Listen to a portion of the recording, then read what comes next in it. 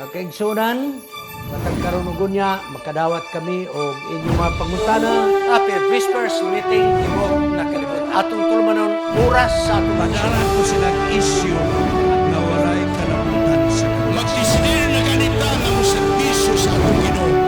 Ang yawa, pangita o pamagi, mo-offer na mura-mura po o iya sa Diyos. Ang inahan kaya ariglaran ang napulog na mga anak. pinako kalimutan ingon sa Ginoo. Nga ang tanang mga kalisod iyang isukli.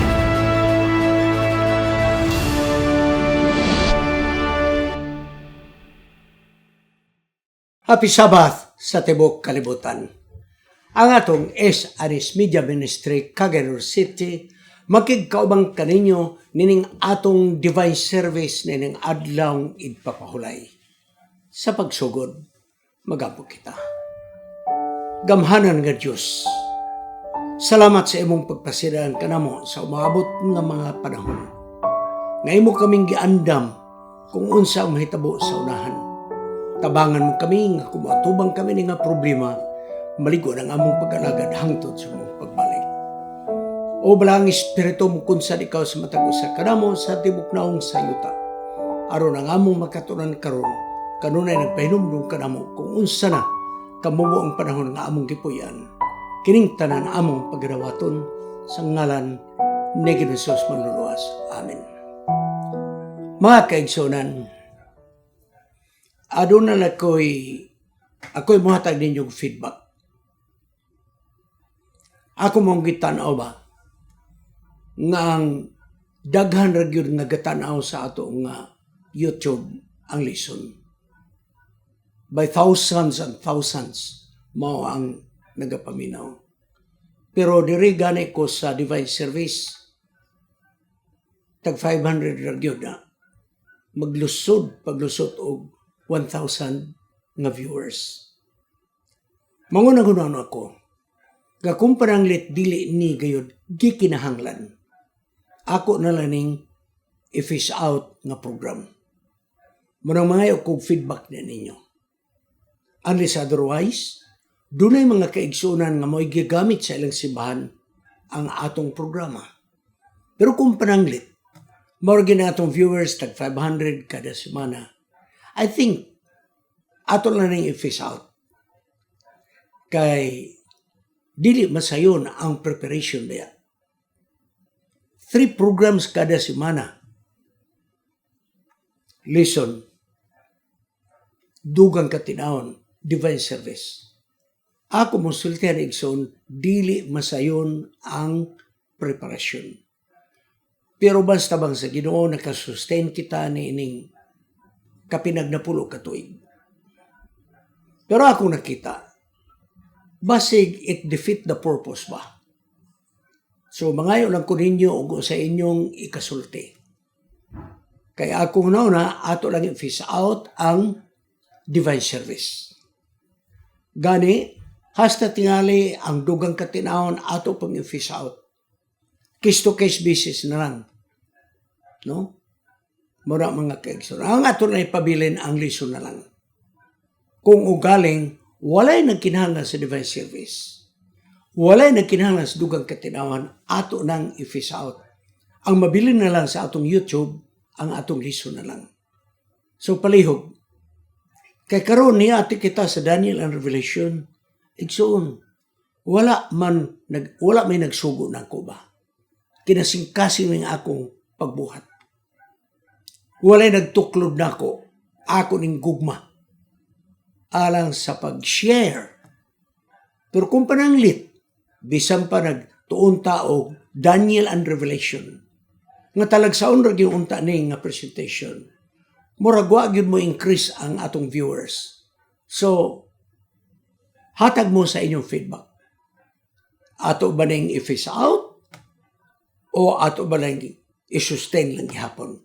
Kamo ang mutubag ni Ana, please. Kumusta man ang mga delegado gikas Congress? Salamat. Nga pertigyod natong daghana ang nagtagbo dito sa atong Congress. Manghinaot ko nga kini makapaligo sa atong pag-alagad o makapakusog sa pagmantala sa pulong sa Dios. Igsoon, ang ato nga pagtulunan karon ang 7 ka trumpita. 7 ka trumpita. Sa akong ingon, dili ni nga masaylo na itong i-present. I did much of readings and study. So, adunay similarity sa 7 trumpets o 7 last plagues.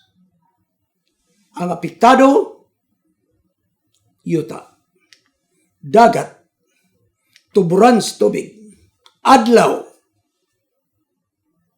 kalangitan, Euphrates, o mga dalugdog, o kilat, o linog.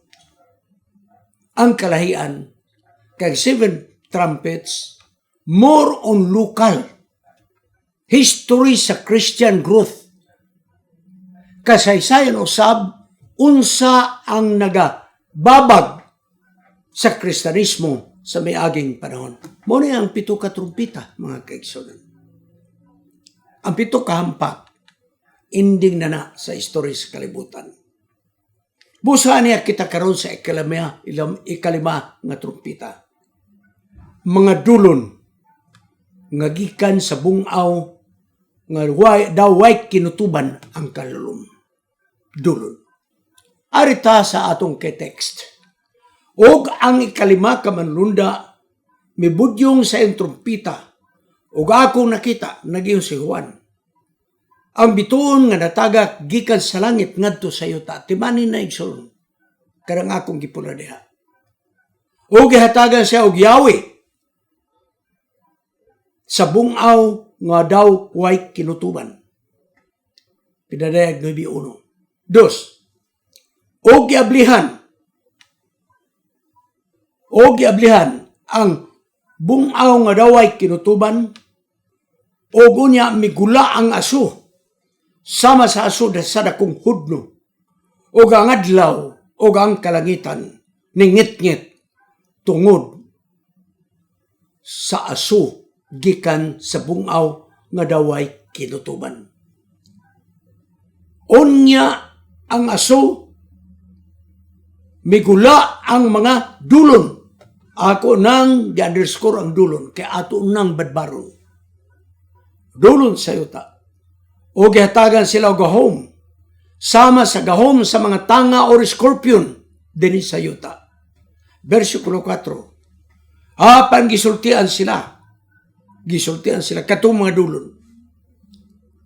Ngayaw lang dauta ang mga sagbot sa yuta o sa mga kasagbutan o kahoy. Apan ang mga tao lang mao'y dagmali. Sila nga wala makadawat sa silyo sa Dios diha sa ilang agtang. 5.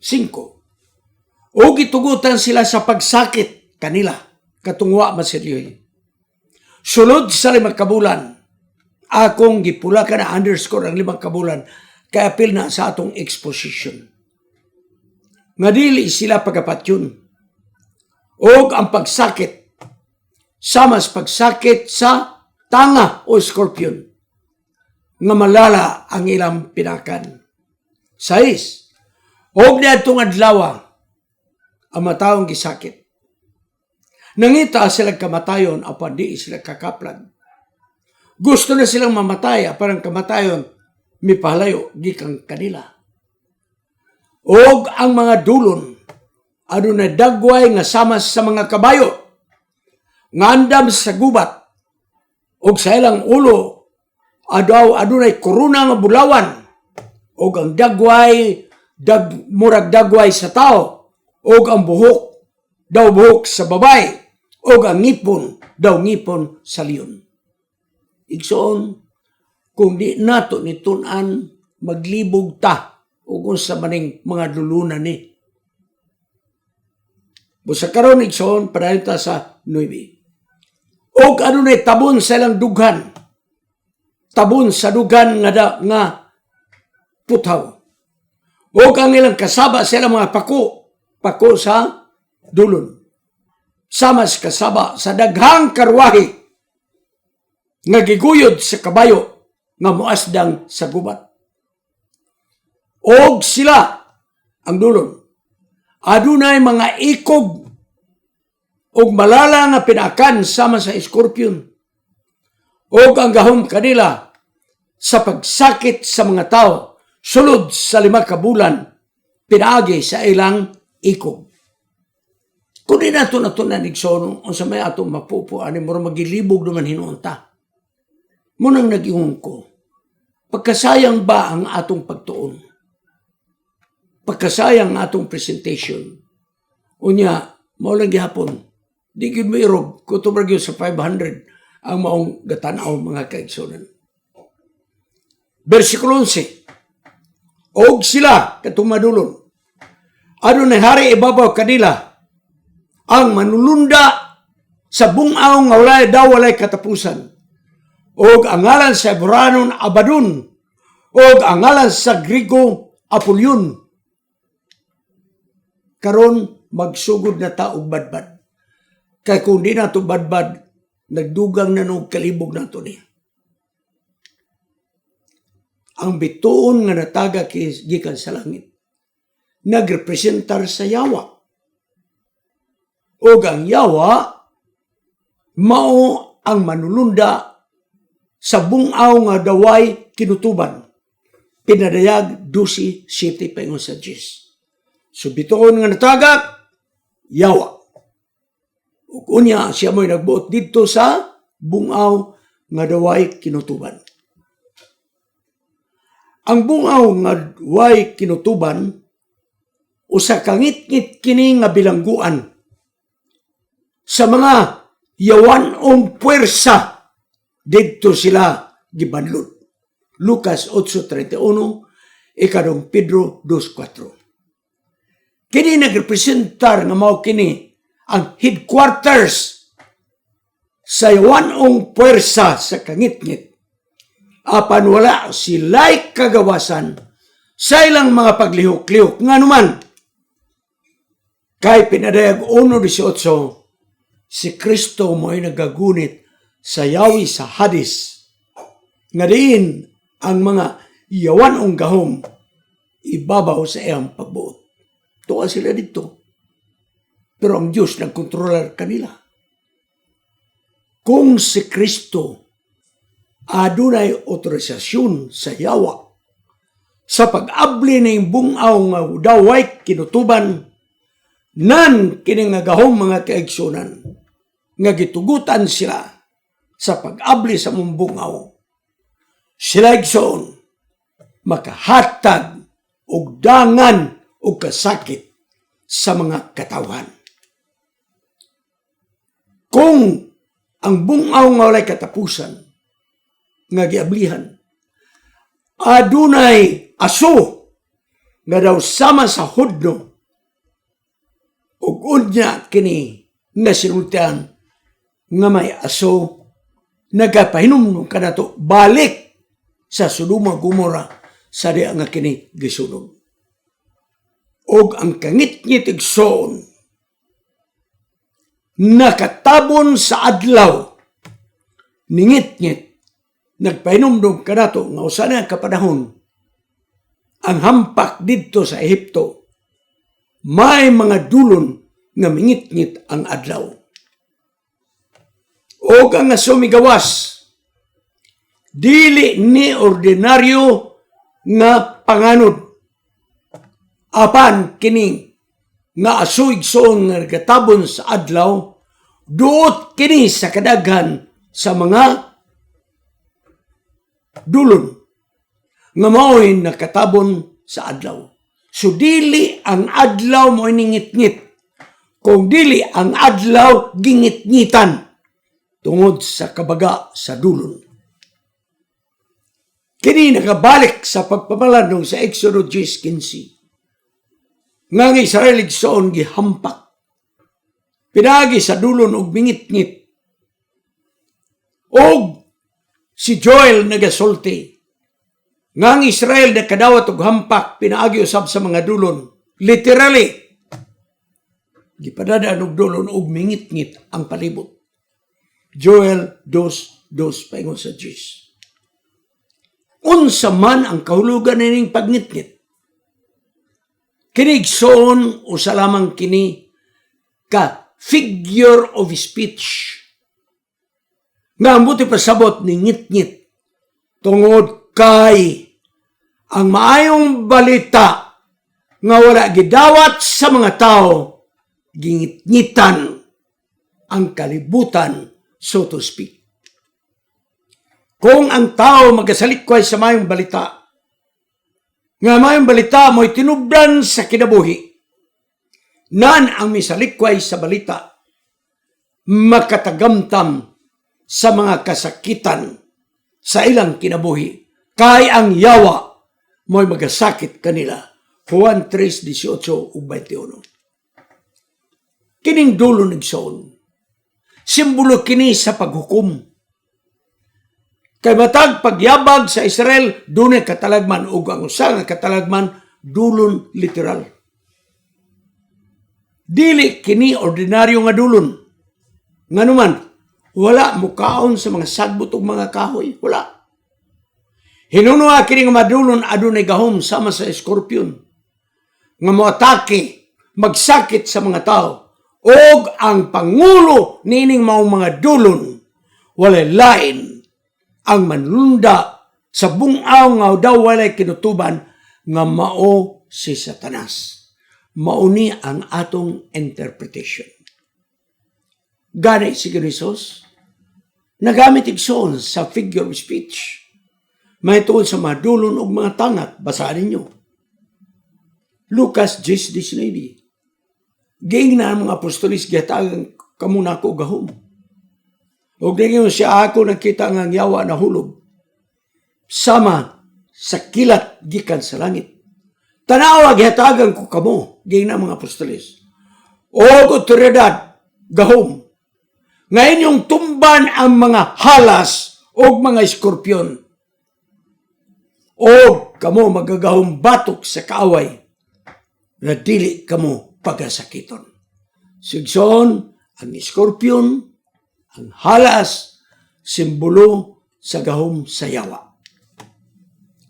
Monigson, nga karang halas o eskorpion, metaphor ka na. Figure of speech. Dili isang bingay, pero naibuti pasabot. Gigamit na niya ng metaphor. Simbolo kinig soon sa espiritu sa yawa.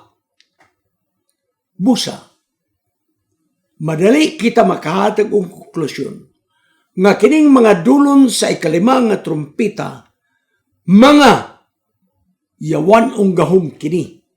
Kay sumala ni Pablo, gitawag kini gahom sa kangit-ngit o pagkadautan, Episo 6:12. So karon igsoon ang atong konklusyon mo, ang mga dulon. Simbolo sa yawan ong gahom. O ang ilang manulunda, wala lain mao ang yawa. Ang pinareg 9:4-6, mao kini ang naghulagway sa yawan ong mga dulon nga gibuhian sila aron magasakit sa naong sayuta. Tingali mo ingon mo, nganong gibuhian man ni Jesus?